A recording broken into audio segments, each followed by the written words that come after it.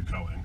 You have friends in Bogotá? I was actually brought down there once to teach improv through 2 translators. It was a complicated. It was the instant movie form, so I needed a technical translator and a funny translator. You rate 2? You rate 2 translators? It just happened to work out that way. 2 translators. What you say is so complicated. No. What they say is so complicated. I need someone. I need someone who can understand the jokes and know how to explain them to me. And I need someone who can understand technical stuff and know how to explain it to me. My friend Rob Pike was over giving a talk in Japan. I think I might have said this before. And he was explaining, you know, he speaks off the top of his head. He was explaining some heavy-duty science stuff. He did some sort of joke, and it kept this really big laugh from the audience. And he looked, you know, over the translator and thought, wow, you know, the guy's good.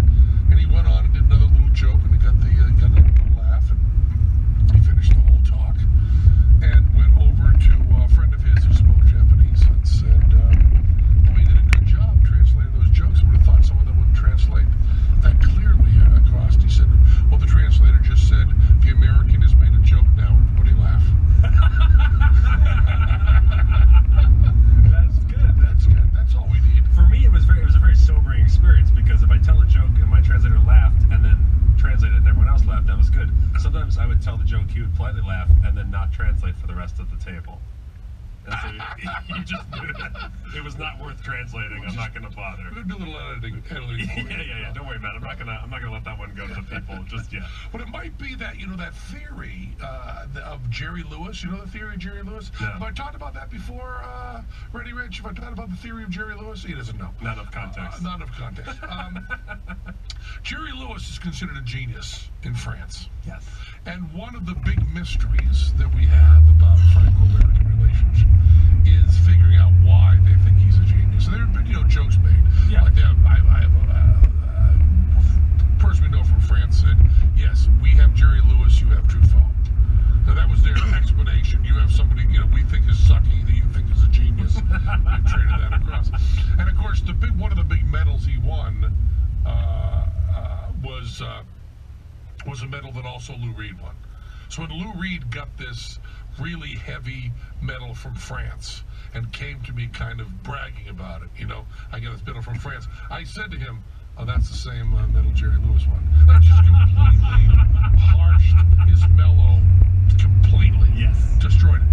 And so every time, you know, I guess every time you meet someone from France, you know, there's 3 things you talk about. And one of them is, well, what the fuck is up with Jerry Lewis? Why do you guys think Jerry Lewis is good? Right. And someone answered me.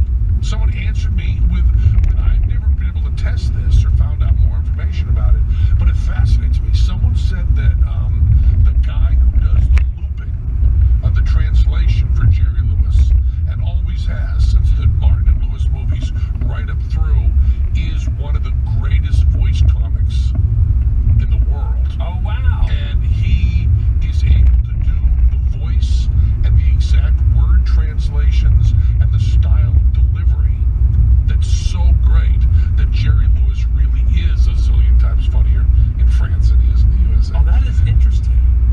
Interesting, yes. True, we don't know. No. I don't know if it's true or not, but I love that because it does. It's a hypothesis that does fit the facts as I have them. Yeah. Because the translator that I had was a very funny guy. Yeah. He was very funny, so I didn't think about how often he might have just been tailoring and improving as he translated. Yeah, just might have zipped it right up, you know, tightened up the setup.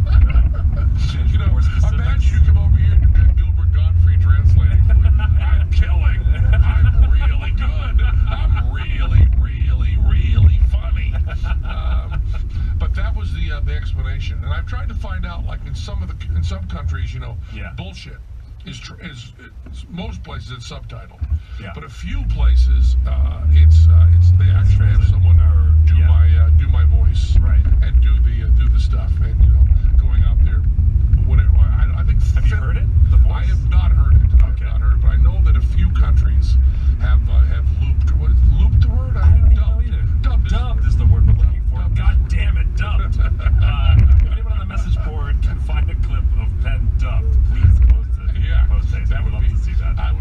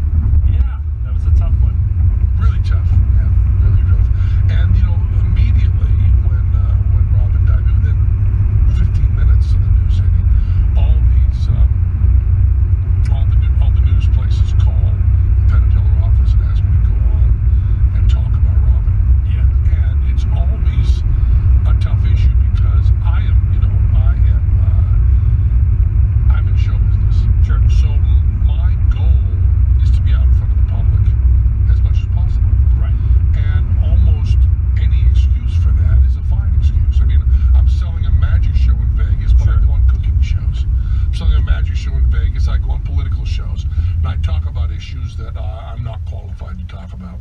And I've known Robin since 1979. I knew Robin when I first met him. He was a huge deal in San Francisco. It's a huge deal everywhere, but especially his hometown. I guess his adopted hometown. Adopted hometown, but there was a pride factor when Robin Williams broke. Yeah.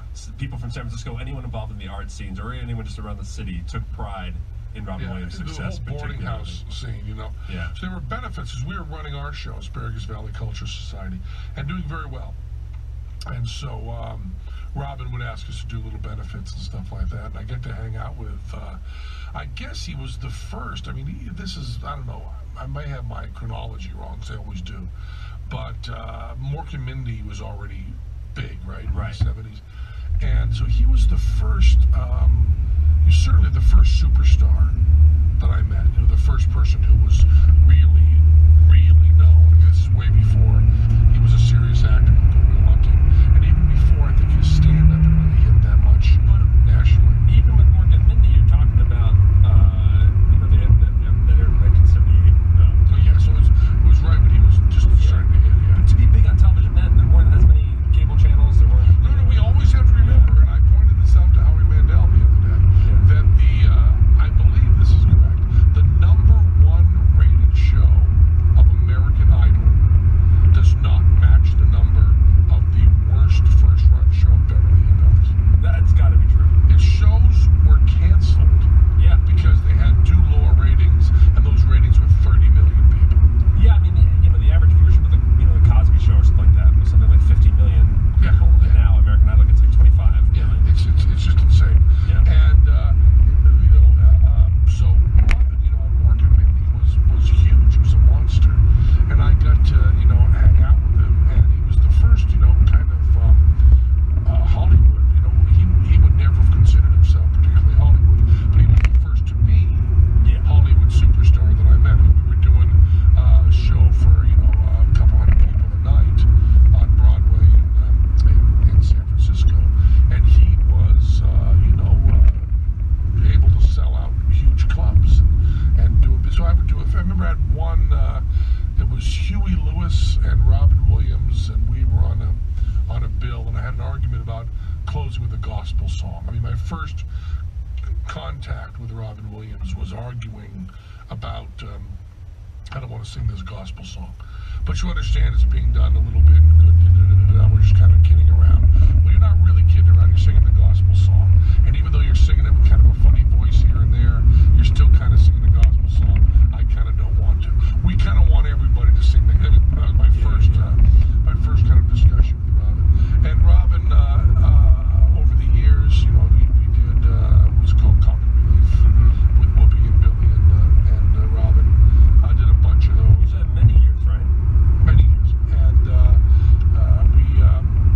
other thing I can say about Robin, and this may be the only way you judge people, this may be the only way you need to judge people, is we did Saturday Night Live one of the times. I had sent a car for my family. My mom and dad came down from you know, Massachusetts to New York City to see their son on Saturday Night Live, and Robin was there. I don't think he was on the show. I think he was like hanging out with Lauren or something, but he might have been doing one sketch where he just dropped into or something, but he was there. And I was involved in doing a live TV show and a brand new bit. So although I said hi to my mom and dad, I just kind of sent them backstage and went on with my work. And Robin came in and introduced himself and sat with my parents for the whole show and did all sorts of shtickle about what's it like raising a magician as a son, and did jokes and just made my parents' trip. As a matter of fact, they were unable to mention how excited they were about seeing their son on Saturday Night Live, because they were so thrilled about how kind Robin Williams was to them. And really kind. I mean, not just 3 minutes of hello, I'm Robin Williams, which would have put them over the moon, but sat in the room with them for like an hour and just talked. You're not even the first person this week to kind of bring up that story specifically about someone's parents. Is that true? Yeah, Jim Norton wrote a big thing about Robin Williams going over his parents and saying how talented Jim Norton was to his family, even though he'd just done what he thought was a mediocre set. And he said that there was a certain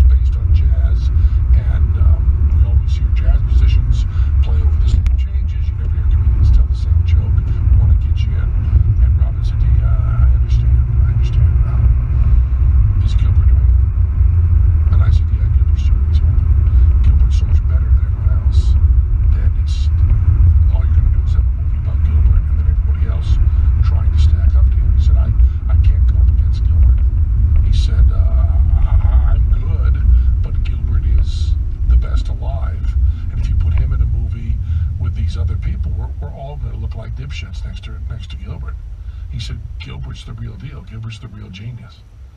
And I said, no, I think you'll be fine, Robin. I think you'll do great. I think you're plenty funny. He said, no, I'm not going down. I'm plenty funny. I'm not saying I'm not. I'm just saying when you put Gilbert up next to anybody, they look shitty. And then we came in. That's crazy. When we came in, he had prepared what he was going to do. I mean, when we walked in on Eric Idle, he hadn't thought about the joke for a moment before we walked into his living room with cameras, you know. And most of the people hadn't thought much about it, but Robin, you know, had what he was going to do down, and then we asked him to do it again. He just did it again. Real hard-working, professional, very concerned. Not at all with. It was not a question of career. There's no career move in the Aristocrats for Robin Williams. There's no way that was going to help his career. It was really the quality of work he was going to do. Now, the thing is, you know, for someone my age, Robin Williams breaks into movies right as I start to watch them, you know, and what I don't know as a kid is that his reputation among comedy people changes behind the scenes faster, or takes a weird bad turn as he is successful in movies. It was kind of part of Indonesia or something, or Indonesia they were talking about when he would not remember where he heard things. That would cause him to maybe lose material. But you also never know, because there's so much jealousy tied in with someone who is that successful. And that fast, you know, that gifted. I mean, like, it's hard. On the other hand, it's hard to imagine that Robin Williams can't read a paper and come up with that joke himself. That he needed some of this material. That's a hard argument. Right. But it's also very hard. You know, it's one of the reasons I try not to read nut stuff. I try not to read Midnight National Enquirer or things like that. I try to decide on my sources before I read it, because often I don't remember where I read something. Right. And I can repeat it without the proper skepticism. Congregation will all guess New York Times.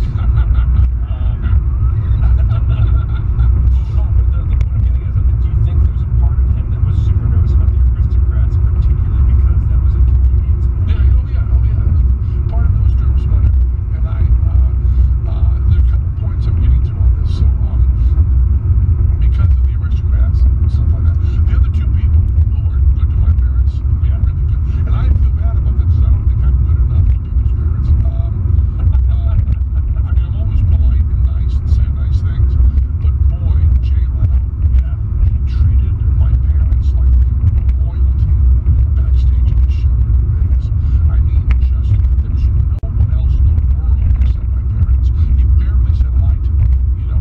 He really knew that would matter. Yeah. And the other one is Liberace. Oh, wow. Liberace was so kind to my mom and dad, and took them aside and spoke with me. It's a simple thing, and Robin, Jay, and Liberace understood that part of show business, and that part of kindness that you can do for people. All you said to my dad was, "You're welcome."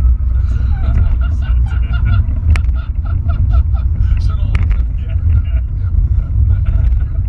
So, that's exactly my point. And what troubles me about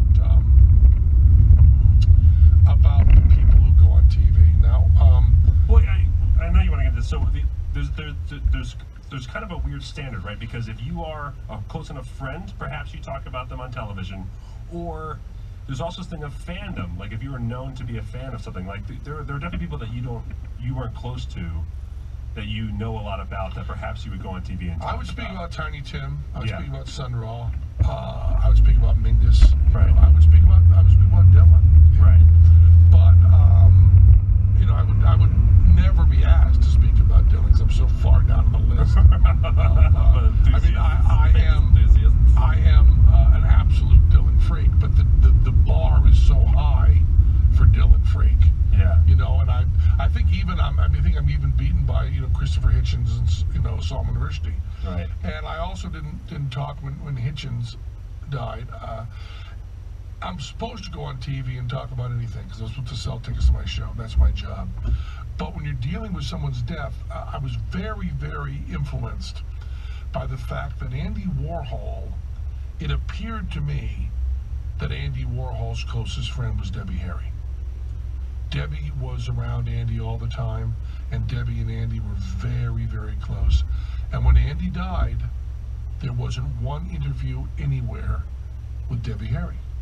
And I was around Warhol a little bit, and none of the people that I saw around Warhol appeared when Warhol died, talking to him. None of them. And I also know that Kurt Cobain, his closest friend, known by everybody, his closest friend, was Bobcat Goldthwait. They were very, very close. And when Kurt Cobain died, Bobcat didn't show up anywhere saying anything. Not a statement at all. Now, both of those people are people that you want to get. The media wants to talk to Debbie Harry when Andy Warhol dies. The media wants to talk, less so, but still want to talk to Bobcat Goldthwait, especially at that time. He was more personality and less just a director than he is now, about Kurt Cobain, but they didn't do it. And that got me thinking, when, I was going to say if I die. No, Ben, when. If there's one thing that's when and not if, it's you dying. The greatest trick he ever pulled.